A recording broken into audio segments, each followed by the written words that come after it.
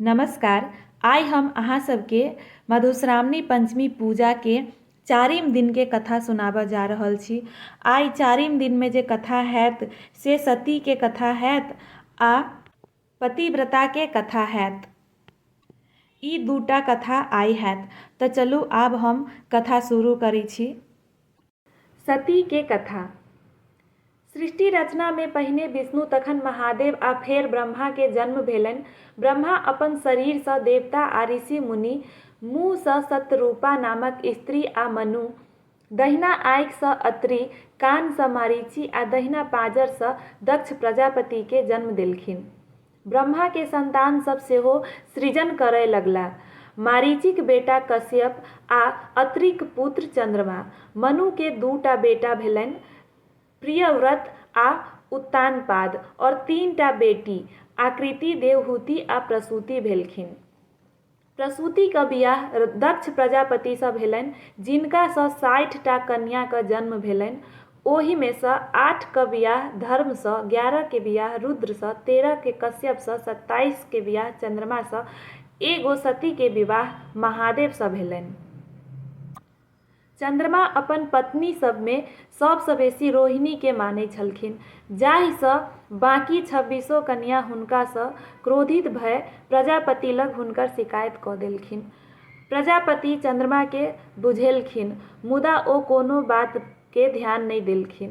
तऽ प्रजापति क्रोधित भय हुनका श्राप दऽ देलखिन चंद्रमा के, अहाँ के क्षय रोग भऽ जायत आ अहाँ के संपूर्ण शरीर गलि जायत।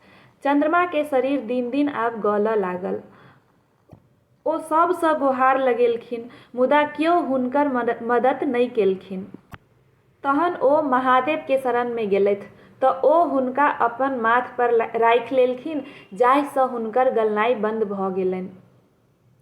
दक्ष क जखन पता चलल तऽ ओ महादेव क हुनका माथ पर सँ उतारऽ लेल कहलखिन, जकरा महादेव अस्वीकार कऽ देलखिन। ओहि पर क्रोधित भय दक्ष महादेव सँ संबंध तोड़ि लेलथि। किछ दिन बाद दक्ष एकटा पैघ यज्ञ के आयोजन केलथि, जाहि में महादेव के छोड़ि सब गोटा के बजेलखिन, सब देवता के बजेलखिन। सती बिना नौते बाप के घर जेबाक लेल जिद करऽ लगलखिन, तऽ हारि कऽ महादेव हुनका अपन सेवक वीरभद्र संगे विदा कऽ देलखिन।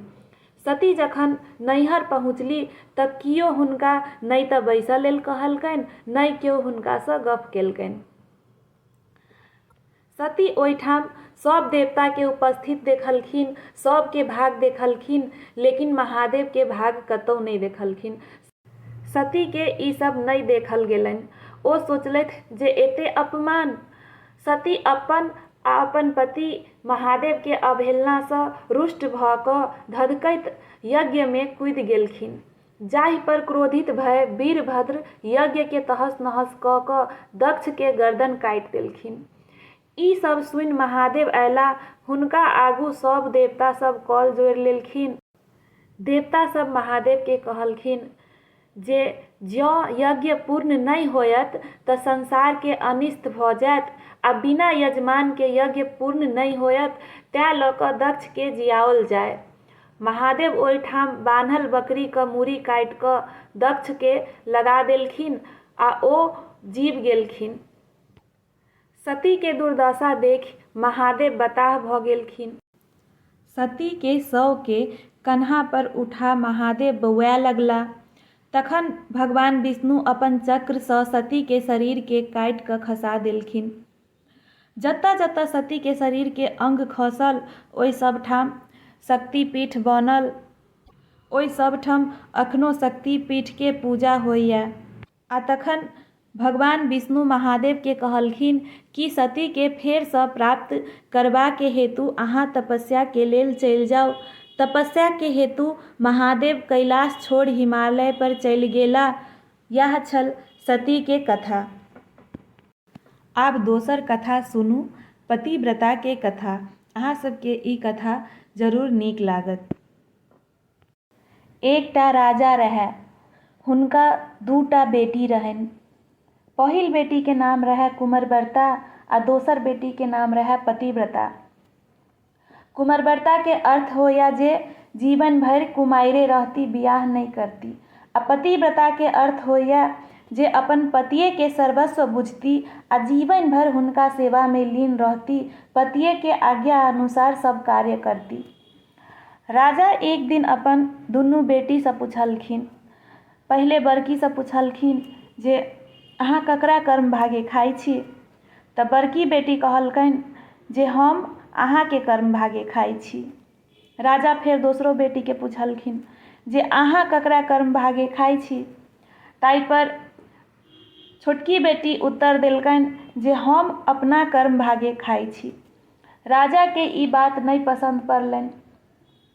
ओ ताई पर कहलखिन जे ठीक छै, यदि अहाँ अपने कर्म भागे खाई छी तो आब अहाँ के हम किया राखब, से आब हम अहाँ के बियाह कऽ दै छी आ विदा कऽ दै छी आ आब तहन देखब जे अहाँ केना अपने कर्म भागे खाई छी। ओ अपन राजा उठलथि, एगो कोढ़ि से अपन बेटी के बियाह करा देलखिन आ हुनका अपन बियाह दान कऽ कऽ विदा कऽ देलखिन। माय के तो ई सब नहीं देखल जाय छै। माय के जाय काल में दया आबि गेलनि बेटी पर, तो ओ सोचलखिन हमर बेटी केना गुजर करती, ई कोढ़ि संगे केना रहती। तो एगो कनी गहना गुड़िया सोना के टुकड़ी रहन, से कनी सब चोरा के बेटी के दऽ देलखिन आ ओ सोना के टुकड़ी कनी खुप्पा में घुसिया देलखिन जे ई लऽ कऽ हमर बेटी कनी दिन अपन गुजर करती। राजा ओहो अपन देख लेलखिन, ओहो अपन राजा छीन लेलखिन, छीन कऽ आ विदा कऽ देलखिन।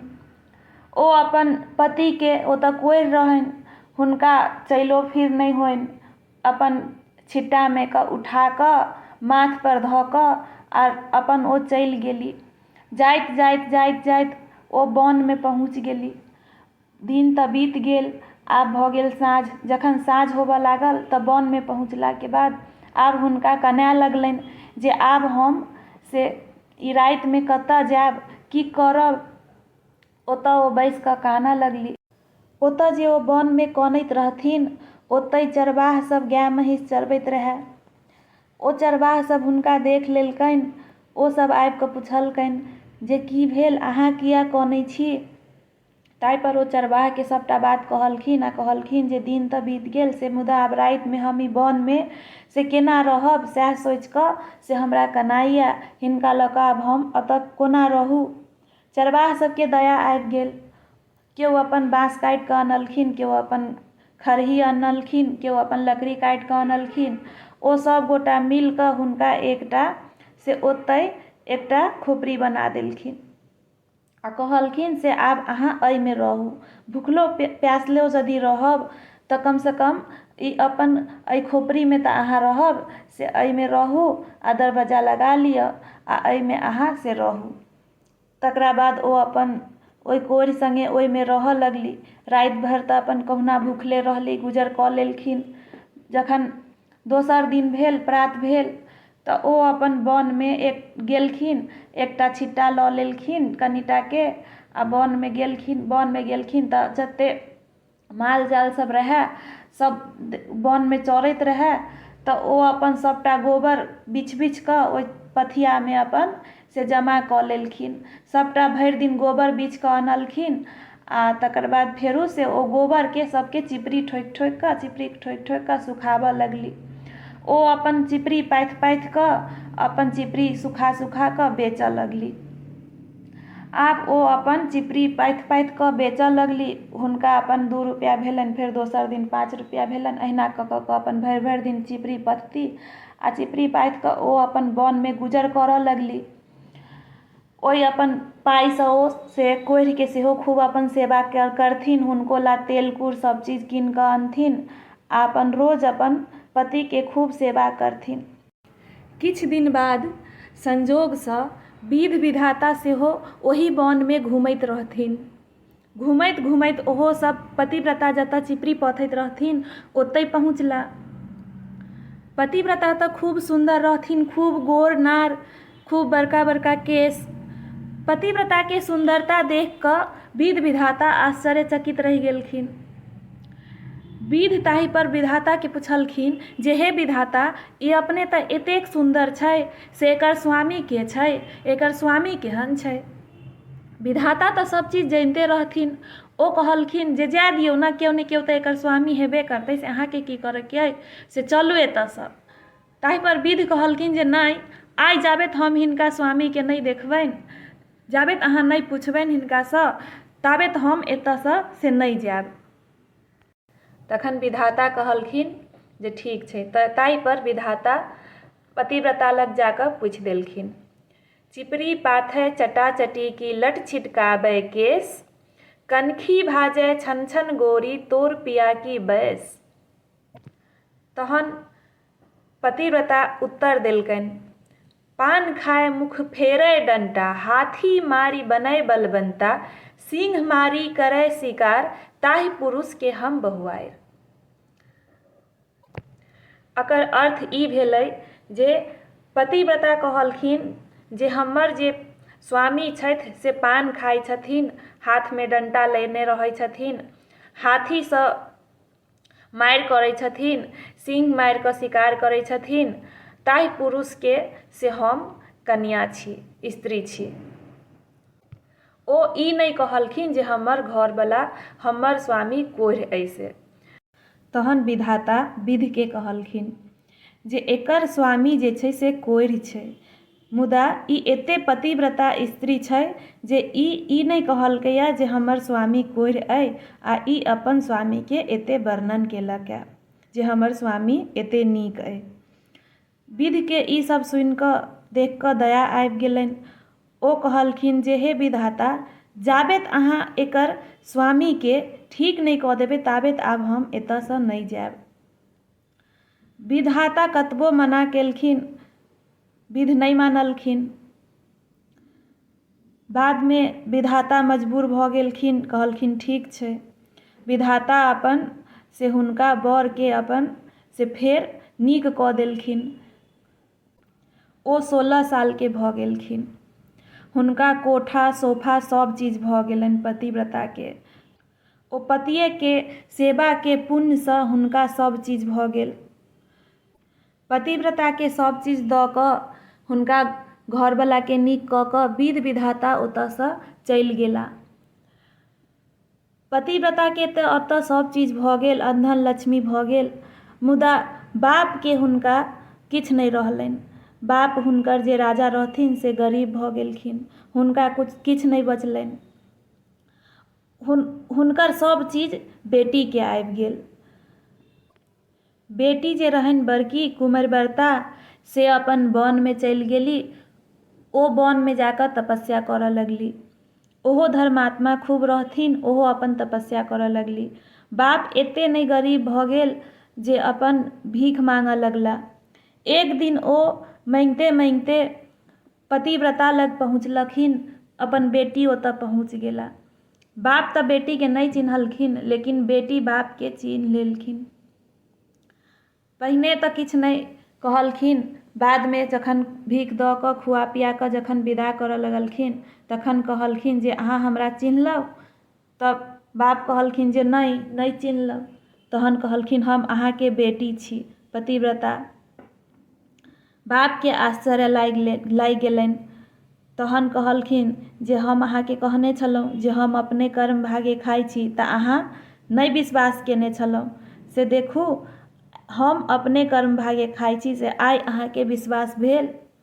तखन बापके खूब अपन धन दौलत सब चीज दऽ कऽ अपन विदाह केलथि। एक दिन ओहि वनमे एकटा साधु जाइत रहथिन।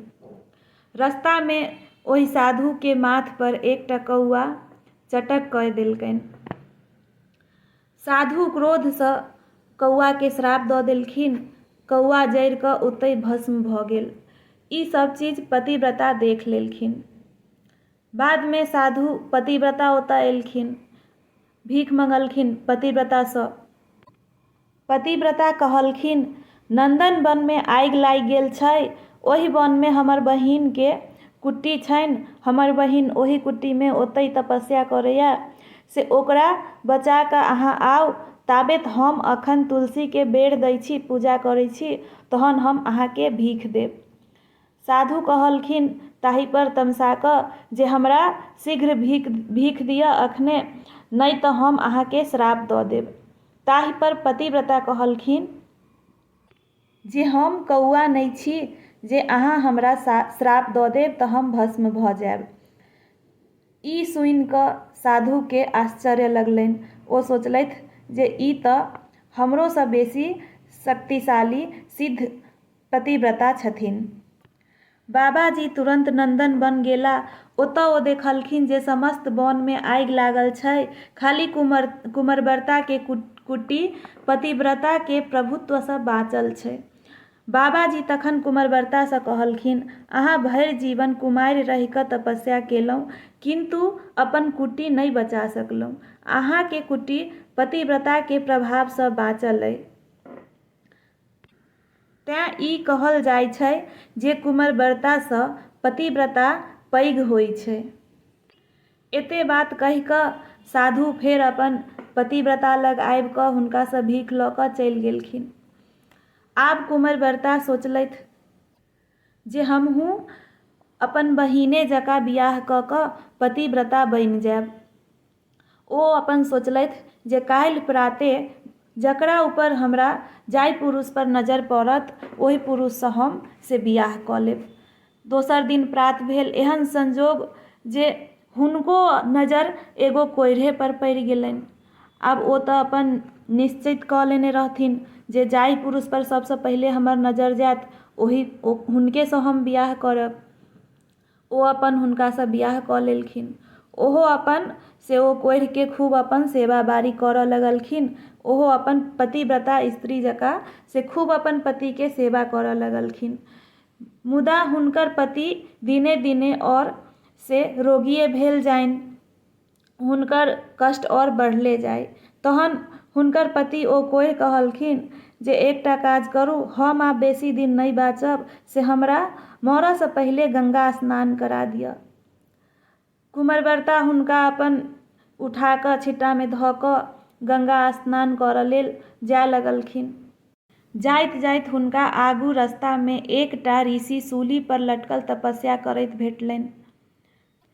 कुंवरव्रता जखन अपन माथ परसँ ढाकी उतारैत रहथिन, हुनकासँ धक्का लागि गेलनि आ ओ ऋषिके चोट लागि गेलनि। ओ खसि पड़लाह। ऋषि श्राप दऽ देलखिन जे जाहि स्वामी ला अहाँ हमरा कष्ट देलहुँ, चोट पहुँचेलहुँ, ओ स्वामी अहाँके मरि जायत।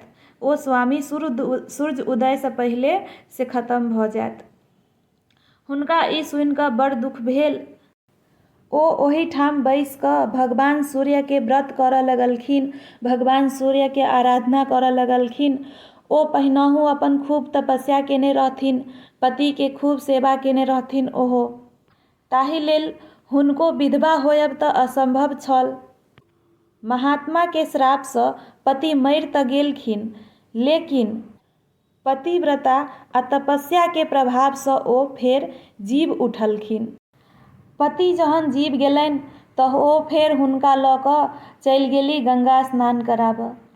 गंगा स्नान करैते देरी हुनकर पतिके शरीर पूर्ण रूपसँ स्वस्थ भऽ गेल। ओहो ठीक भऽ गेलखिन। ओहो जखन लौट कऽ घर एलथि तऽ हुनको सब चीज भऽ गेलनि। हुनको कोठाके घर भऽ गेलनि, अन्धन लक्ष्मी भऽ गेलनि, हुनको कोनो चीजके अभाव नहि रहलनि। हुनको पतिव्रताके प्रभावसँ सब चीज भऽ गेलनि। ताहि लेल कहल जाइ छै जे पतिव्रता स्त्रीमे बड़ शक्ति होइ छै। एही तरहेँ सतीक कतेको महिमा देखल गेल अछि।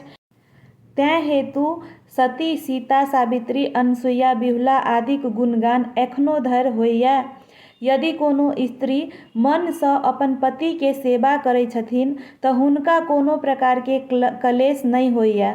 ओ सती, सीता, सावित्री जकाँ अमर बनि जाइत छथि। तऽ इएह छल पतिव्रताके कथा। एहिके साथे साथे आइ 4म दिनके कथा समाप्त भेल। काल्हि फेर हम अहाँ सबके 5म दिनके कथा सुनाएब। हमरा विश्वास अइ कि अहाँ सबके हमर पतिव्रतावला कथा जरूर पसन्द आयल हैत, नीक लागल हैत। जँ अहाँ सबके नीक लागल तऽ एखनो हमर चैनलके सब्सक्राइब कऽ लिअ और पूरा 15 दिनके कथा जरूर सुनब। धन्यवाद।